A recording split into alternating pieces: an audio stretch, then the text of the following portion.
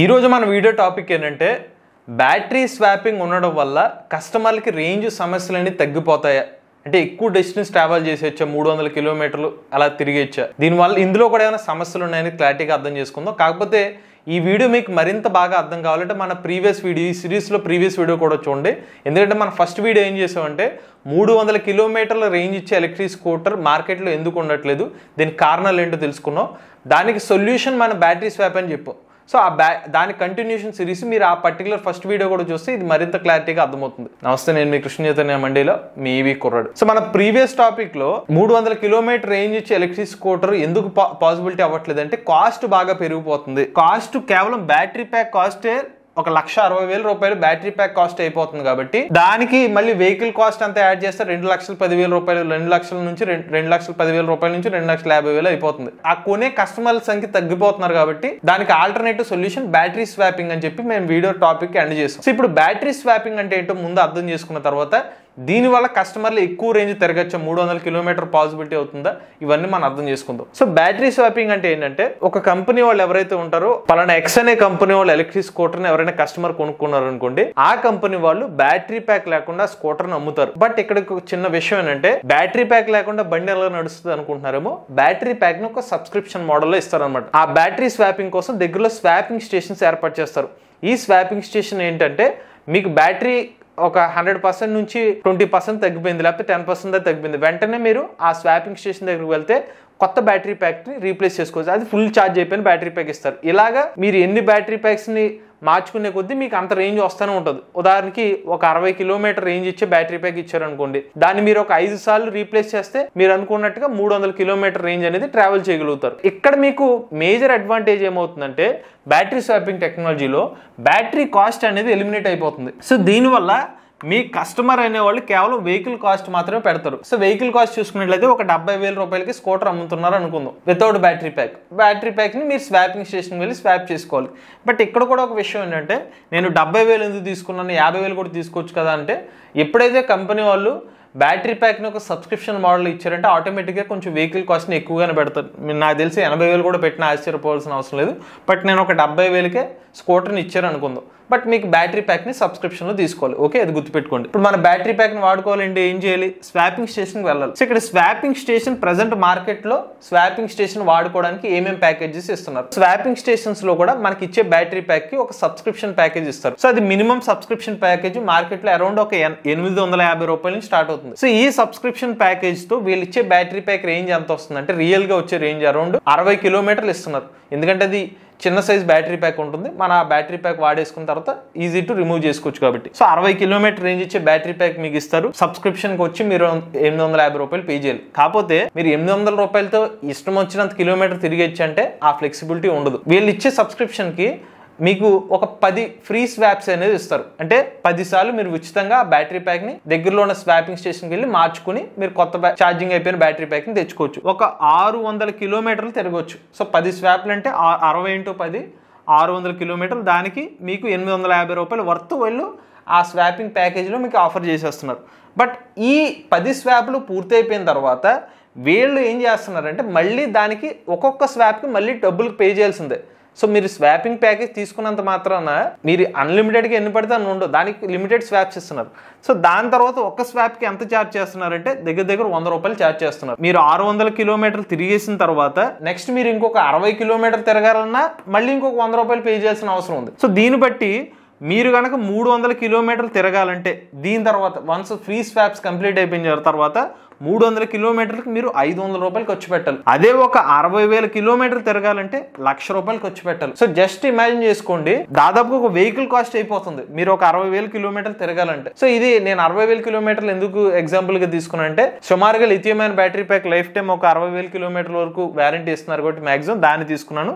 So 1,00,000 రూపాయలు కేవలం మీకు బ్యాటరీ స్వాపింగ్ అయ్యే ఖర్చు 60,000 కిలోమీటర్లు తిరుగుతాయి. ఇక్కడ మీరు మేజర్గా ఎదుర్కొంటున్న ఛాలెంజ్ బ్యాటరీ స్వాపింగ్ తీసుకుంటే కనుక కస్టమర్స్ బ్యాటరీ స్వాపింగ్ వెళ్తే కాస్ట్ అనేది చాలా ఎక్కువైపోతుంది అనమాట. ఇక్కడ నేను 1.2 lakhs ఎందుకు వేసానంటే పెట్రోల్ కాస్ట్ ని తీసుకున్నా కూడా పెట్రోల్ కాస్ట్ మనకి 100 కిలోమీటర్లు తిరగారంటే 2 లీటర్లు పెట్రోల్ కొట్టించాలి. సో ఆ లెక్కను మనం క్యాలిక్యులేట్ చేసిన ఒక లీటర్ పెట్రోల్ కి 50 కిలోమీటర్ల మైలేజ్ వచ్చినట్టు క్యాలిక్యులేట్ చేసినా కూడా మనకి 1,20,000 రూపాయలు ఖర్చు అవుతుంది పెట్రోల్ కి.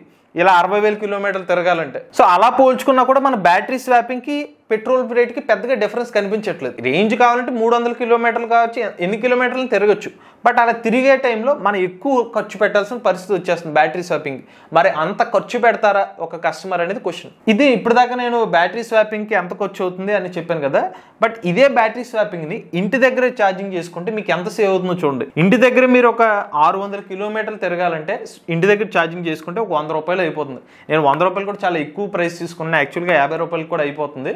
బట్ నేను యూనిట్ ప్రైస్ కొంచెం ఎక్కువ పెంచుకుని 600 కిలోమీటర్ తిరగడానికి 100 రూపాయలకి వచ్చి అవుతుంది. అదే మీరు 60,000 కిలోమీటర్లు తిరగాలకి 10,000 రూపాయలకి వచ్చి అవుతుంది ఇంటి దగ్గర ఛార్జింగ్ చేసుకుంటే. ఓకే, అంటే మీరు ఎంత సేవ్ అవుతున్నారు? 1,00,000 రూపాయలు అయ్యే స్వాపింగ్ స్టేషన్ నెట్వర్క్కి 90,000 రూపాయలు సేవ్ చేసుకుంటున్నారు ఇంటి దగ్గర మీరు బండిని ఛార్జింగ్ చేసుకోవడం వల్ల. ఇంకొక కేసు కూడా తీసుకుందాం. ఈ సబ్స్క్రిప్షన్ కాస్ట్ ఏదైతే ఉందో ఒక స్వాప్కి 50 రూపాయలు తీసుకుందాం. సో 50 రూపాయలకి ఒక స్వాపింగ్ తీసుకుంటే అలా తీసుకునే ఎంత అవుతుంది? మీరు 60,000 కిలోమీటర్లు తిరిగినా కూడా 50,000 రూపాయలు ఖర్చు పెట్టాల్సిన పరిస్థితి స్వాపింగ్ నెట్వర్క్ యూజ్ చేసినట్టు. అప్పుడు చూస్తే మీకు పెట్రోల్తో సేవ్ అయినట్టు కనిపిస్తుంది. ఒకవేళ స్వాప్కి 50 రూపాయలు ఛార్జ్ చేస్తే కనుక అప్పుడు చూసినా మన ఇంటి దగ్గర సేవింగ్స్ భారీగా ఉంటున్నాయి. 40,000 రూపాయల వరకు మనం సేవింగ్ చేసుకోవచ్చు. సో ఈ ఓవరాల్ కాన్సెప్ట్ లో బ్యాటరీ స్వాపింగ్ టెక్నాలజీ ఉండడం వల్ల కస్టమర్స్ కి రేంజ్ అనేది బాగా వచ్చేస్తుంది. కానీ వీళ్ళు తెలియకుండానే చాలా డబ్బులు ఎక్కువ ఖర్చు పెట్టేస్తున్నారు. ఒకవేళ ప్రెసెంట్ ఉన్న మార్కెట్ కండిషన్స్ ప్రకారం 100 రూపాయలు ఒక స్వాపింగ్ ఛార్జ్ చేశారంటే పెట్రోల్ కి దీనికి పెద్ద తేడా లేదు. సో బెటర్ పెట్రోల్ బండికి వెళ్ళిపోతే మీకు పెద్దగా ప్రైస్ కూడా డిఫరెన్స్ తెలియట్లేదు. నేను స్వాపింగ్ కొంచెం తక్కువ ప్రైస్కి ఇస్తే అప్పుడు పెట్రోల్తో పరిస్థితి సేవింగ్ ఉంటుంది. బట్ ఈ రెండు ఫ్యాక్టర్లు చూసినా ఇంటి దగ్గరే చాలా సేవింగ్స్ అయితే మీరు సేవ్ చేసుకుంటున్నారు. ఇంకొకటి బ్యాటరీ స్వాపింగ్ టెక్నాలజీలో ఉన్న కొన్ని లిమిటేషన్స్ కూడా ఉన్నాయి. బ్యాటరీ స్వాపింగ్ టెక్నాలజీ పెట్టాలంటే కంపెనీస్ మేజర్గా సిటీస్ ని ఎంచుకుంటారు. సో బ్యాటరీ స్వాపింగ్ లో కస్టమర్స్ ఒక పెద్ద కంపెనీస్ ఎవరైతే ఉంటారో వాళ్ళు ఎక్కువగా కస్టమర్స్ తిరగాలి కదా. అసలు 300 కిలోమీటర్ మనం తిరగాలంటే అక్కడ రోజు ఏదో పని ఉండాలి. ఎక్కువగా మన సిటీల్లో ర్యాపిడో తిరగడం వాళ్ళకి మనకి డెలివరీ ఏజెంట్స్ కో ర్యాపిడో వాళ్ళకో ఎక్కువగా అది యూజ్ అవుతుంది. కాబట్టి వాళ్ళ కస్టమర్ అటువంటి కంపెనీలు కూడా ఈ పర్టికులర్ స్వాపింగ్ నెట్వర్క్ ని సిటీలోనే పెట్టే అవకాశం ఎక్కువ ఉంటుంది. విలేజెస్ లో పెట్టే అవకాశం చాలా తక్కువ అనమాట. టౌన్స్ ఏరియాస్ విలేజెస్ పెట్టే అవకాశం ఉండదు.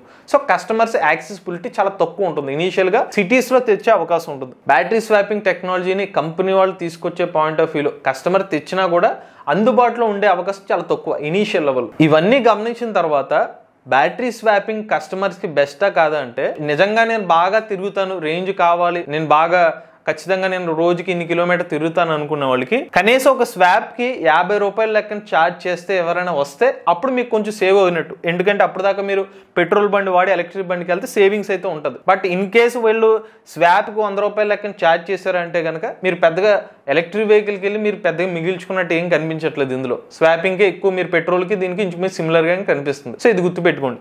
నెక్స్ట్ సైకలాజికల్ గా మనందరూ ఒక తప్పు ఏం చేస్తున్నాం అంటే, నేను 300 కిలోమీటర్ రేంజ్ వస్తే బండి తీసేసుకోవచ్చు అని అనుకుంటారు. కానీ రియాలిటీగా మనం 300 కిలోమీటర్ రేంజ్ బండి తీసుకుని ఏం చేస్తాం? మనం తిరిగేది గట్టిగా తిరుగుతూ రోజుకు ఒక 70-80 తిరుగుతాం. 300 కిలోమీటర్ ఎప్పుడో ఒకసారి సంవత్సరంలో లేకపోతే సంవత్సరానికి 2-3 సార్లు ఎవరో చుట్టాల ఇంటికో లేకపోతే ఎక్కడికో వెళ్ళేదానికి ముందుగానే మన ఈ స్వాపింగ్కి వెళ్ళడమా లేకపోతే ఇంత పెద్ద రేంజ్ బండిలో పెట్టుకుని వాడడానికి ఎందుకు వృధాగా డబ్బులు వేస్ట్ చేసుకుంటున్నాం? అది గుర్తుపెట్టుకోండి.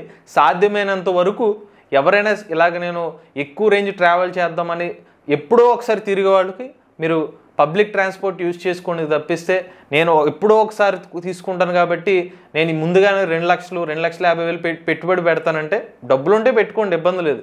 బట్ మన సేవింగ్ చేసుకుంటాను ఉద్దేశంలో అయితే పెట్టుకున్న వృధా అవుతుంది అనమాట. సో స్వాపింగ్ స్టేషన్ వాళ్ళు కూడా కొంచెం మనకి ఛాలెంజెస్ అయితే ఉన్నాయన్నమాట. కొన్ని విషయాల పరంగా అయితే మనకి అడ్వాంటేజ్ ఉంటుంది. బట్ దీనికి కూడా ఇంకొక సొల్యూషన్ ఉంది. అది ఇంటి దగ్గరే మనకి ఫాస్ట్ గా ఛార్జ్ అయ్యే ఛార్జర్లు ఉంటే దీనికి కూడా ఒక సొల్యూషన్ ఉంది. సో దాని గురించి మన రాబోయే టాపిక్స్ లో అయితే మాట్లాడుకుందాం. ఇది బ్యాటరీ స్వాపింగ్ టెక్నాలజీ వల్ల రేంజ్ కి సంబంధించిన 300 కిలోమీటర్లు మనం ఎలా సాధించవచ్చు, దీంట్లో కస్టమర్స్ ఉన్న సమస్యలు ఏంటి. మీరు కూడా ఎలక్ట్రిక్ వెహికల్ ఉపయోగిస్తున్నట్లయితే మీ ఓనర్షిప్ మాతో షేర్ అవుతున్నట్లయితే స్క్రీన్ పై కనిపించే నెంబర్కి వాట్సాప్ చేయండి. నేను డిస్క్రిప్షన్ అండ్ ఫామ్ ని ఫిల్ చేయండి. ఈ వీడియో కానీ మీరు నచ్చినట్లయితే ఈవీ కొరడ్ ఛానల్ సబ్స్క్రైబ్ చేసుకోండి. రివ్యూస్ కోసం ఈవీ కొరడ్ రివ్యూస్ ఛానల్, ఆటోమొబైల్ కోసం ఎంవీఎస్ ఆటో తెలుగు ఛానల్, ఏ కరెంట్ కోసం ఏ తెలుగు ఛానల్ సబ్స్క్రైబ్ చేసుకోండి. Charge the nature to the future.